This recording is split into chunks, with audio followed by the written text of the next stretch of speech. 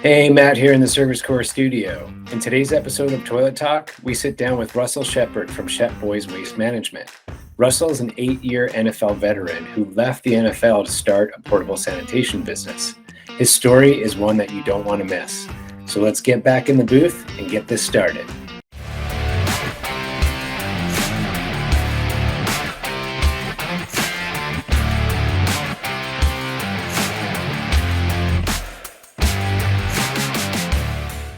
All right. Well, Russell, thank you so much for joining us today. We're happy to have you on this episode of Toilet Talk. I appreciate it, man. Thanks for having me, Matt. I'm extremely excited, man. Yeah, absolutely. So today's conversation is all about helping new pros, and we thought you'd be the perfect person to come on and speak today because Shep Boys is a relatively new business, Mhm. and you have gone through this process of starting a portable sanitation business, and you know a lot of what to do well. And I think that you'll be able to share with our audience also some mistakes that they can avoid making if you are a new pro starting business. So that's what the conversation is about today. But first, I want to hear more about your story because you have a really unique story of how you got started. So would you be kind enough to share that with our audience? No problem at all. And again, thanks for having me, man. Anytime we can talk a little bit pee and poop, and piss, I'm all for it, man. But yeah, I have a background in professional sports. I just recently retired from an 8-year NFL career. Prior to that, I was an LSU grad. From the Houston area. So just really throughout my journey, I've seen these pieces of gold, liquid gold as I call it, scattered throughout my city. Houston has a really growing economy. It's been growing probably the last about 15 years, and really about to grow at a record pace over the next 5 to 10 years with inflation, and encourage affordable living here.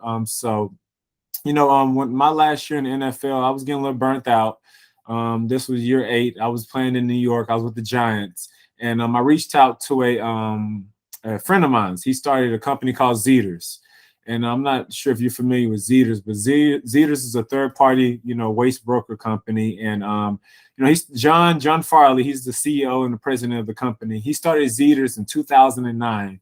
That was my last year of high school, right before I went off to college to play ball, and he told me back in 2009, Russell, I'm about to retire. I'm about to spend my 401k. I'm about to start a call center for waste rental products. And everybody thought he was crazy. And, fast forward now to 2023, John employs almost 300 employees. And he deals with about 5,000 plus companies nationwide. So when I reached out to John in 2020, he said, Russell, I deal with companies all over the country, from fencing to dumpsters, PortaPotty companies. And he says, I think for your background, your circle, I think you need to start a PortaPotty company. And I looked at him like he was crazy. I was like, John, you want me to deal with, pee and poop all day? And I'm coming from, this background. I got a little capital. I can do something. I was thinking roll off. I was thinking something along that lines. And he told me, Russell, I deal with these companies nationwide, and you got to think about it. He said people pissing and pooping every day, and that was enough. When he said that, man, that got my attention. And you know, fast forward August 2020, August 3rd, 2020. Excuse me. Shep Boys was open and ready to go. That's awesome. And that's during the we're at the height of the pandemic at that point in time.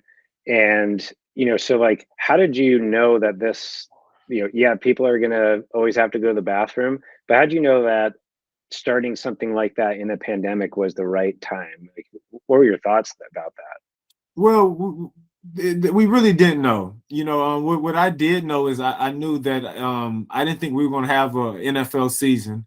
It was a lot of things that weren't going on. Restaurants.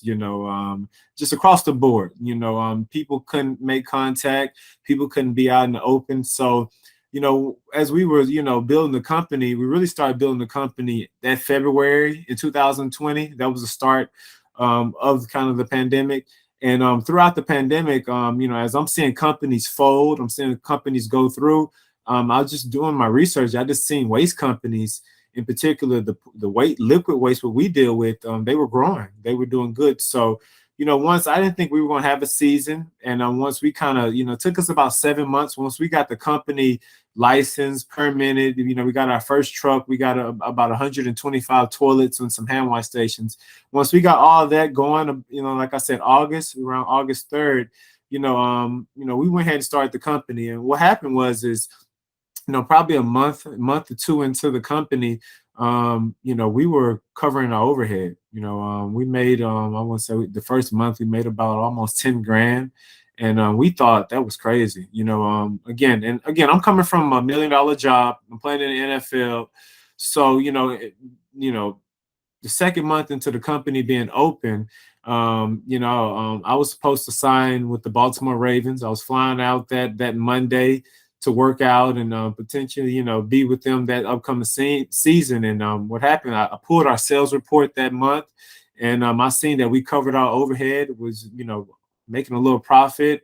And that honestly was enough for me to call. I called my agent.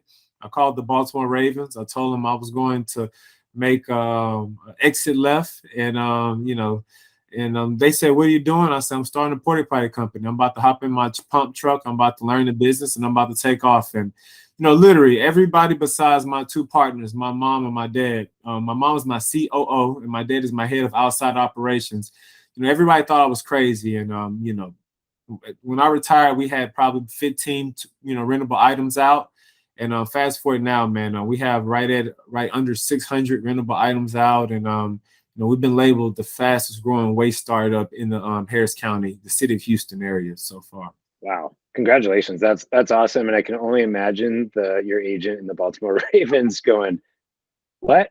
Right. It's a unique business now. What attracted me to this business is outside of the recession proof, business, for us to start this business in a unique climate being COVID, that wasn't the typical recession. That wasn't a typical, just supply and demand thing. That was probably something that doesn't come around but every 100 years. Spanish flu, pandemic, it was a very unique thing. So to see our industry really, grow at record pace during such a unique and hard time for a lot of people throughout the world, that was enough for us to say, okay, we got something. I don't care if we sold 20 units, 5 units. The fact that we were open for business and we were moving stuff during really, the shutdown, the world shutdown, global shutdown, we knew that we had enough. And then, like you said, the fact that we did our research, we went in 1,000 portable toilets. We talked to 1,000 owner operators, and people were doing little to no advertising, no marketing.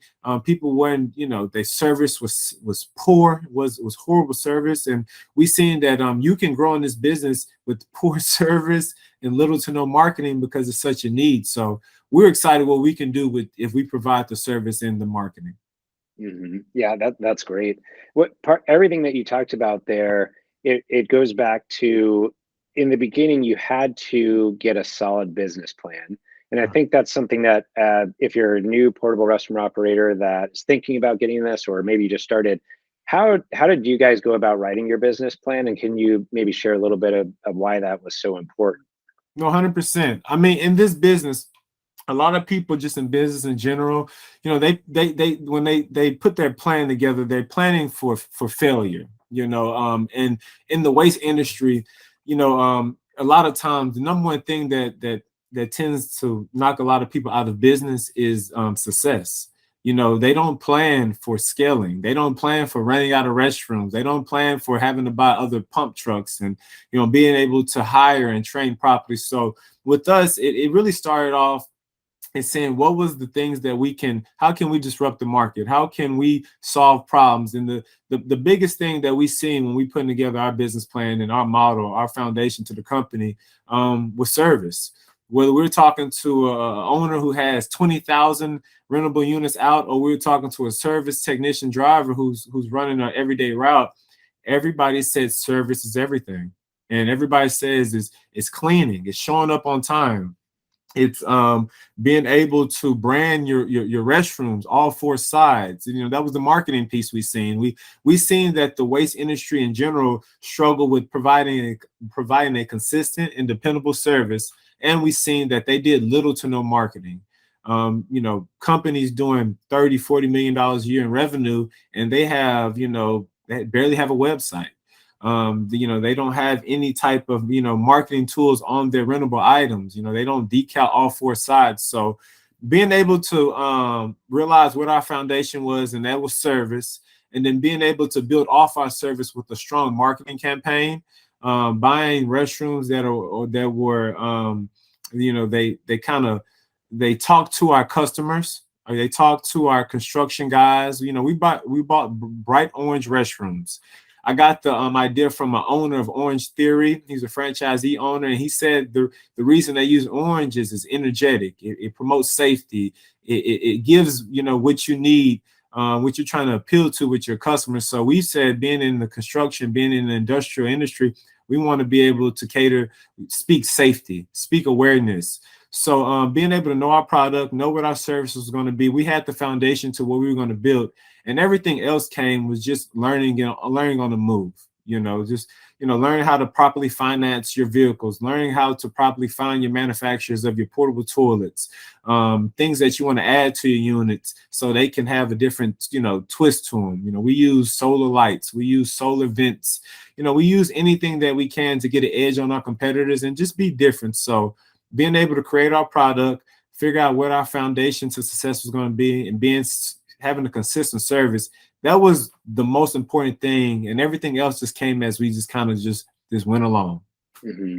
That's awesome. The part, you know, when you're describing, you want it to be based on customer service, and you knew that marketing was something that others weren't doing, and you're building that into your plan. I think what's so cool about that is you're almost creating your core values right there. We want to be known for customer service, right? You're putting the customer first. We want to be the best looking and cleanest, and so that way when people see our brand, they know it's clean. They're associating with that. So I think that was super smart.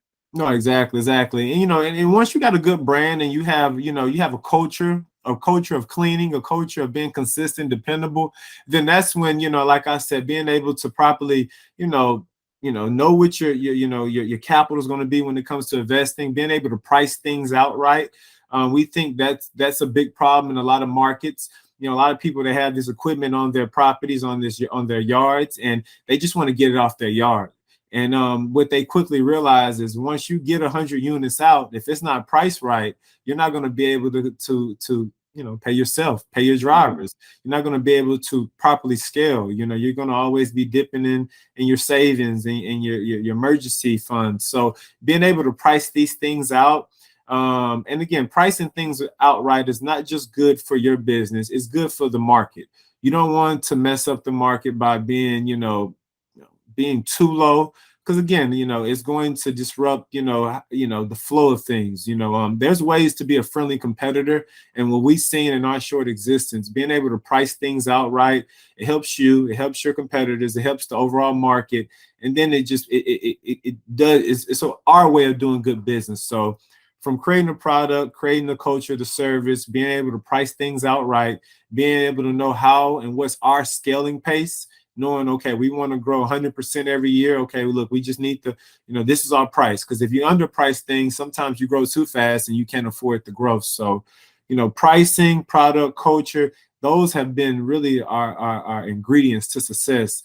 And the reason why we've been approached 3 times already in our short existence to be acquired, because we've built like a big company. We're a smaller company in terms of the bigger companies, but we're setting this up to be a bigger company, and we're selling it up to be a key turn company, for whoever chooses to acquire down the road. That's great. Everything you're doing, like I'm a marketer, so I'm super impressed by your marketing. I think you guys are doing it right on socials and the way that you set up your brand, and also super, super impressed by that. One of the things that you touched on, though, I want to dig into. You were talking about, aligning with the right financing, and also about your manufacturer who you're picking. How did you go about? I think that's one area where a lot of new pros are intimidated. Like, how do I know how much I need? And did you partner with anyone to help you make those decisions from someone that would help you with the financial aspect? Yeah, so I think finding mentors, finding people along the way who are in the waste industry, they understand the hurdles you have to kind of get over at times. Because again, you're going to have more hurdles with when you're having success. These companies grow like crazy. I mean, outside of tech, and tech is so volatile, it's up and down. Waste is the fastest growing companies, the fastest growing industry I've ever seen, from the solid waste side to the liquid waste like we do. But I really encourage startups to use third-party companies, brokers. Using Zeters. Zeters is one of the biggest national waste brokers in the country. They've been able to help us, to get our product out there.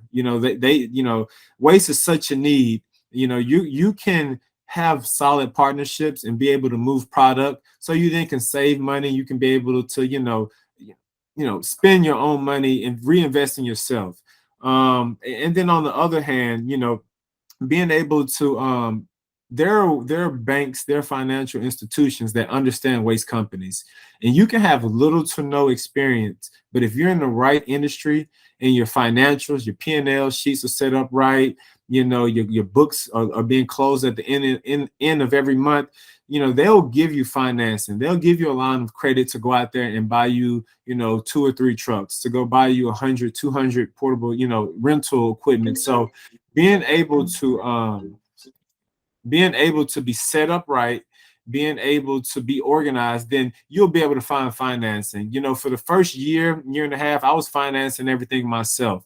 And I had a unique background being in professional sports. So there were a lot of mistakes I was able to overcome because of my prior history. But, being able to find the right financing relationship, we use now, whether it's a bank, we use some banks for line of credits, and we just simply provide them, our balance sheet, our P&Ls, our history, our accounts receivable.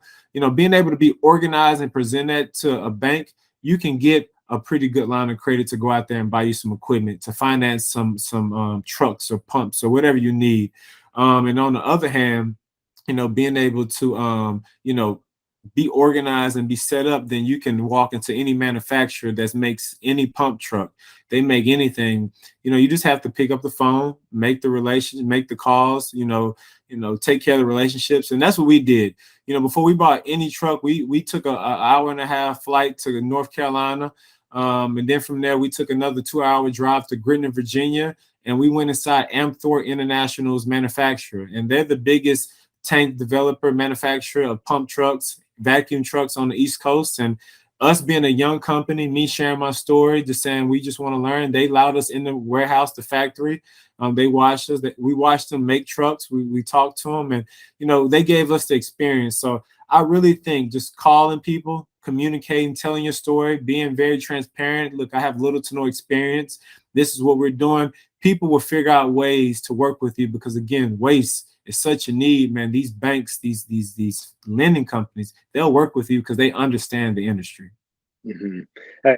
I love what you said there about picking up the phone and calling, because one of the things that I hear over and over is, hey, you should make a relationship with your bank and get to know them. And as your business grows, you're gonna get things faster. They're gonna understand, and like you said, keeping your books super clean and making sure that your business looks great. They're gonna keep investing in you, and then you have a partner versus just walking in places you don't know. So I think that's a great tip for pros, especially new ones getting started. I want to talk a little bit about a mix of business. Like if you're new and starting out, where do I go to look to find potential customers?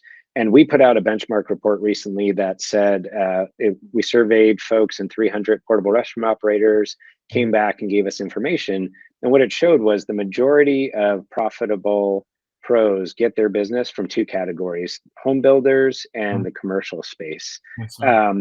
There's, of course, a mix of events and residential and things like that. But for you guys, how did you establish relationships with, maybe a particular home builder or in the commercial space, or were you able to do that up front? Yeah. So we went at it from all different angles. That's a great question. Like I said, the very first thing we did was we utilized third-party companies, like Zeters. Zeters had a decade of relationships, customers that they use. So within the first 2 or 3 months of us being business, we were dealing with national accounts with Walmart, Home Depot, because again, they hold those accounts. So third parties has been a great asset for us. Also, too, getting out there, me driving. I took the humble approach. I didn't have to drive, but I wanted to learn. I had no experience, so the best way for me to learn was drive. And I was able to perfect our service, build a reputation for being consistent, dependable, and then from being on the sites, cleaning and doing those things, I was able to talk to the GCs. I was able to talk to the superintendents on site. I was able to share my story. So whether you're in the actual service truck or you're just doing site checks, talking to the GCs, having personal conversations, being able to develop personal relationships with these people. Like I said, you don't have to have a unique story or crazy story like me. You could just be a guy coming from a whole different industry and just taking a chance. Like, people want to hear your story. They want to see how committed you are to whatever you're trying to build. So, that personal one-on-one touch, I think that's huge. Whether it's face-to-face, you're writing a handwritten letter, thanking the customer for their service, just trying to make your customer feel priority. So, that's how we went on that aspect. I think a few other good things are associations. We wanted to get into the multifamily association. So we looked at every apartment multifamily association in the Houston area, and we joined them. And throughout the last 2 years, we've kind of found some that we didn't need, some that we do need. But finding associations in the different industries that you want to be in. There's association for everything. Retail banking. I mean, strip centers. Multifamily. I mean, whatever. Amazon development. So finding these different associations, signing up with them. It's an investment, and with the investment, you have a network, you have shows, you have events you can attend to, you can sell your product, your event. So I think, like I said, outside of the broker, the third parties, the personal, I think the associations have been really, really big for us. Associations allow you to get in the door with the people that are making the decisions. It's allowing you to get in the door with the people that are cutting the check. People that you're servicing that that you typically you're not able to meet because they're in the buildings, they're not on the site. So associations, personal, and then, like I said, just being able to utilize third parties. A lot of waste companies don't like third parties, but to me, if you use them right, if you price right, and it doesn't affect your business, third parties just becomes another sales rep on your team. That's great. I think you can also start as small as everyone's got a Rotary Club, Yes. and just Yes. going there, or you may be in a region where they have wineries or events where you can partner with a wedding planner. Yes. And then as long as if you're doing a great job, you're gonna make it easy for them to use you over and over again. They're gonna Right? call. They're gonna call. Like with us, we just got into the restroom trailer business about a year ago, and we looked at the type of customer we want to scout, look at. We quickly realized we need to go to wedding events. We need to go to Pinterest. We need to go to wherever different wedding shops, and advertise our product, our luxury restroom trailers for their events. So, like, you're right. After finding the industry or the actual, area you want to go in, you need to see, okay, how can we best attack this? Where can we get the most, share our product to the most people? Because that's where a sales rep, having a strong sales team and having a strong marketing campaign does. It allows you to be more efficient and allow more people to experience your product, your brand. And that's where I think we've seen that a lot of waste companies, they drop the ball at, is that, a lot of people simply don't know their brand. The more people that, shares your brand, your product, the better your sales is going to be. It's not going to go backwards. It never happens like that. So being able to find unique ways to not have somebody on payroll every week and being able to utilize the internet, like with us, we have around almost 40 reviews on our website. And, you know, we're just 2 years old. The closest company in our area that has 30 plus reviews on their website, they're 20 years old. And we think it's crazy. We think, how in the heck do you have a service first business as sensitive as waste is, human waste? Why don't people utilize reviews? And what? But it's because their service is bad. They don't want to put themselves out, subject themselves to get bad reviews. So as long as we deliver and our core, our structure, our foundation is built off service, maintaining that service, being dependable, then we can utilize reviews and things like that. The internet. That you just shared a pro tip. You know, for whatever reason in this business, and maybe it is what you said, that they don't want to get bad reviews, but if you're providing the best service, you better, you know, if the generation has changed where people are first searching, and if they see 1 star, Yes. I don't want to use that business, especially if it is a wedding or something, right? There's no way I'm using that one.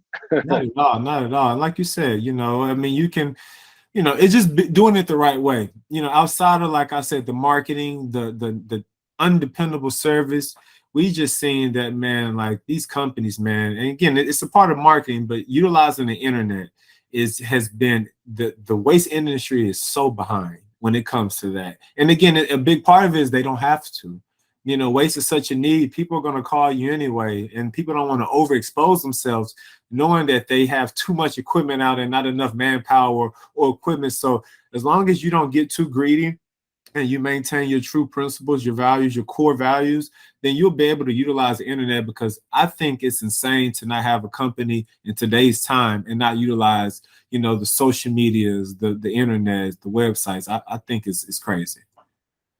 We totally agree. Yeah. And that's what we try to help pros with. It's like, hey, if you show up to a site, it looks like 1990, that's, you know, you're just not setting yourself up for success. But one of the things you touched on here, though, when you say brand, you know, your brand is it's not a logo. Your brand is how you show up. It's how clean your trailers are. It's how your drivers interact with people.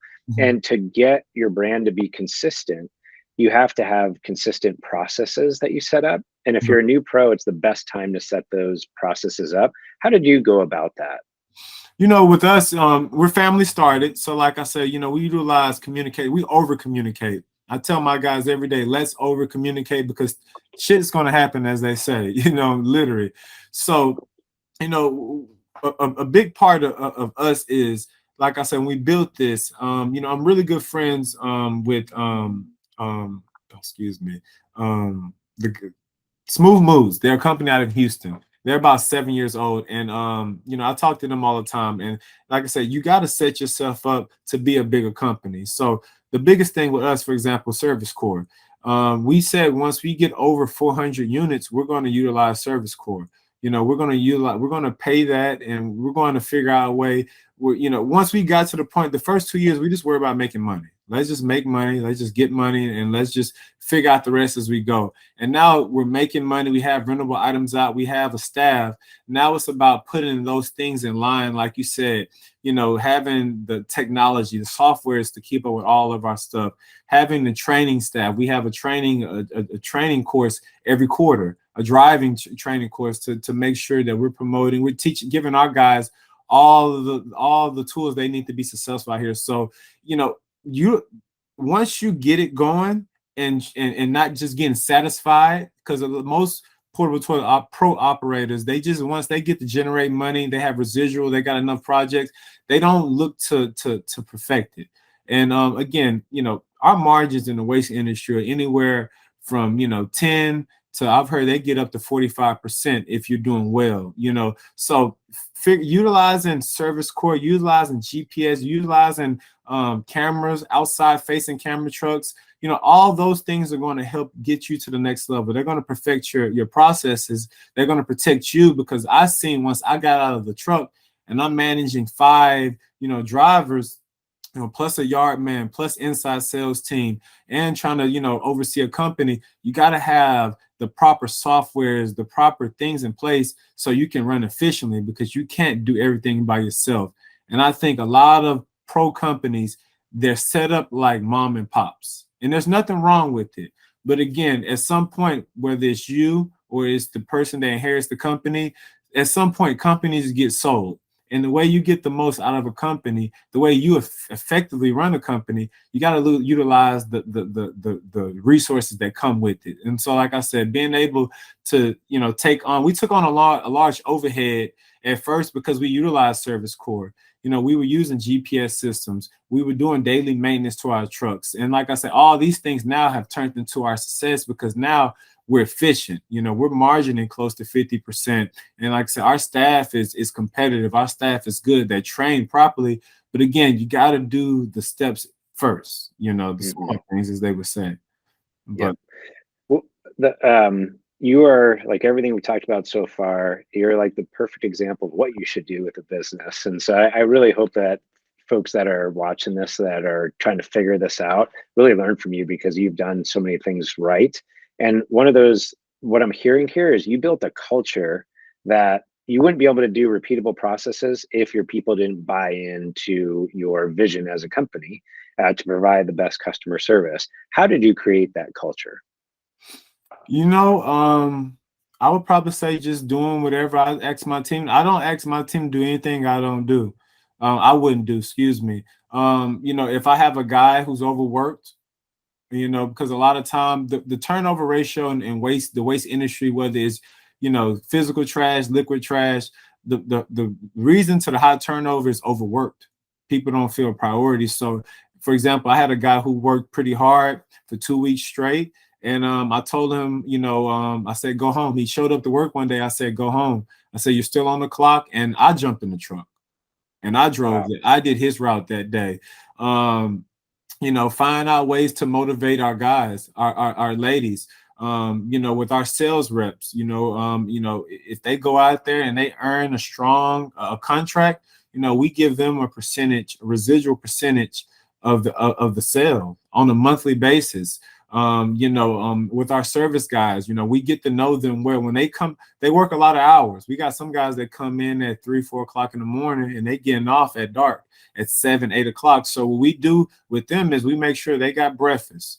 We make sure we give them a stipend so they can get lunch. We make sure when they come home, when they come to the yard at the end of the day, there's lunch, there's ribs, there's some. So, people just want to feel prioritized. People want to feel like they're important. People want to feel like, okay, I'm not doing all this just for somebody else. They want to feel like this is something in it for them. So, like I said, we get to know our staff.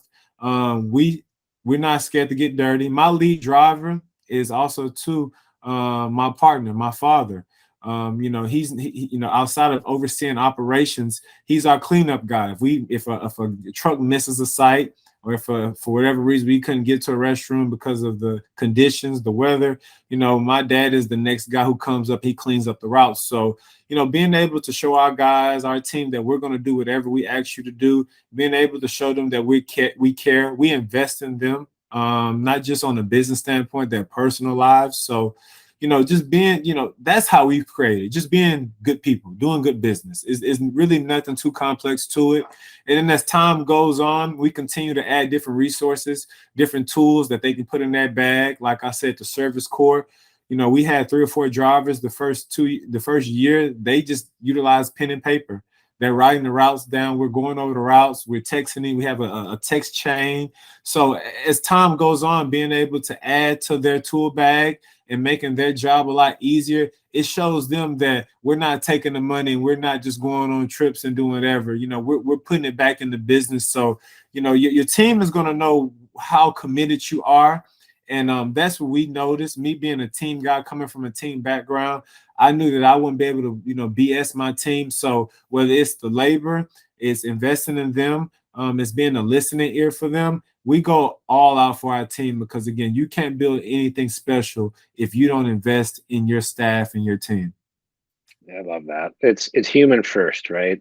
That's customer, or at Service Core, we feel that way. It's like, hey, we're human beings and we want to invest in you as well. So I'm so happy to hear you guys have a similar sentiment there. 100%, 100%. I played $1 million job and I didn't feel prioritized and I didn't feel like I was important.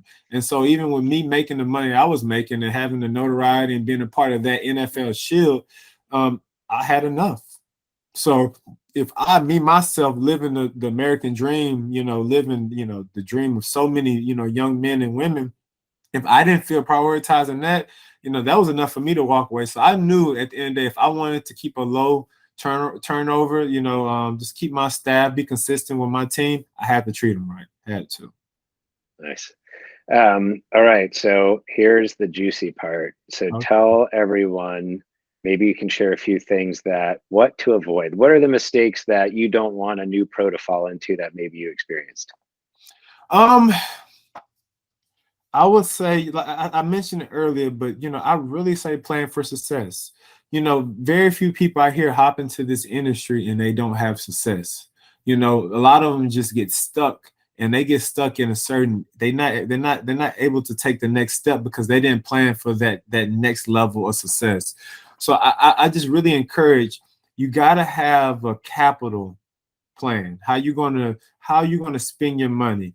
Because again, you never know when you could have 20, 30 porta cans on the yard one day, and because of phone calls, a special event, industrial plan, Amazon warehouse, it could be gone. And now you have to figure out a way, how do I keep up with the demand that's going to continue to keep going? So I really encourage, anybody that's hopping to this industry is to have a plan on how you're going to, spend your cash.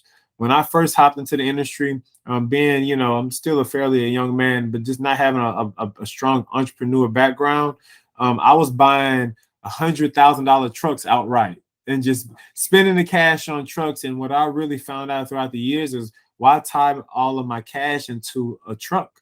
Allow my customers, allow our service to pay for that truck, finance it, and like I said, if you have the setup, like we said, if you're organized, if you make sense on paper, which most mom and pop companies don't make sense, but if you make sense on paper, the banks, the financial institutions, they will help you. Like you said, they will be a partner and they will help you scale.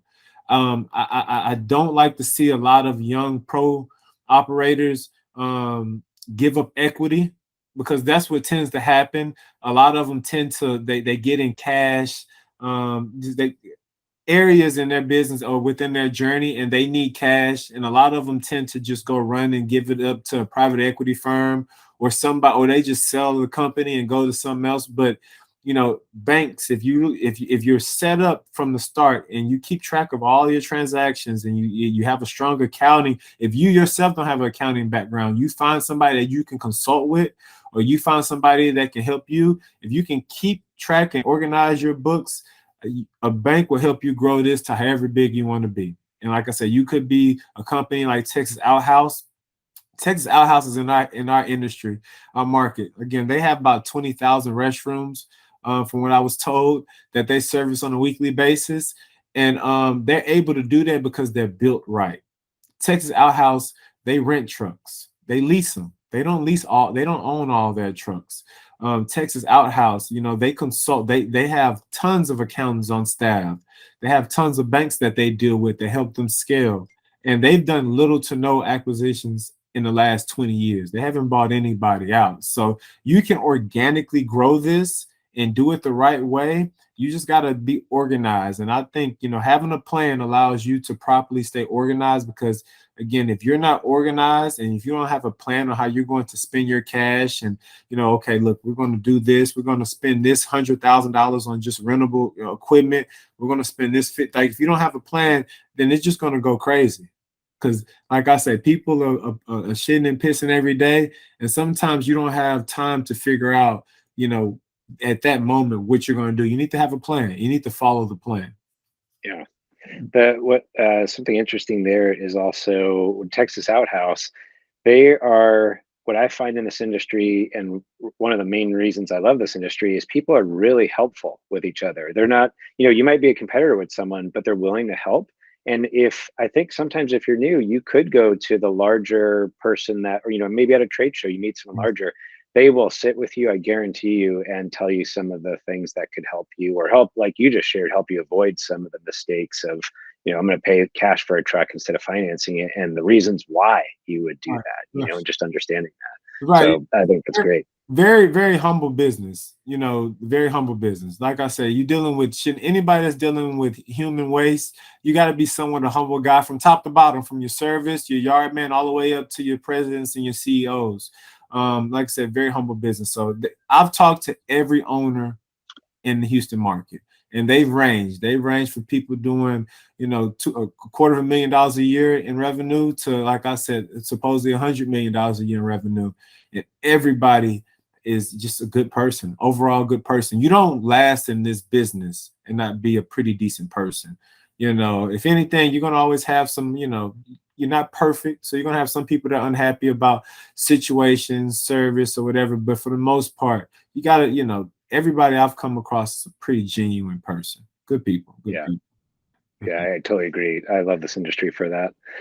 So I think that was a good place to land our plane. But Russell, I can't thank you enough. I think what you shared today, if you're a new pro, they're probably going to watch this more than once just to get some of those pearls. But thank you so much for coming on today, and we really appreciated having you. No, man, I really appreciate it, man. I get to go off and rant, so hopefully you can clean it up and make both of us look good, man. I appreciate you. Absolutely.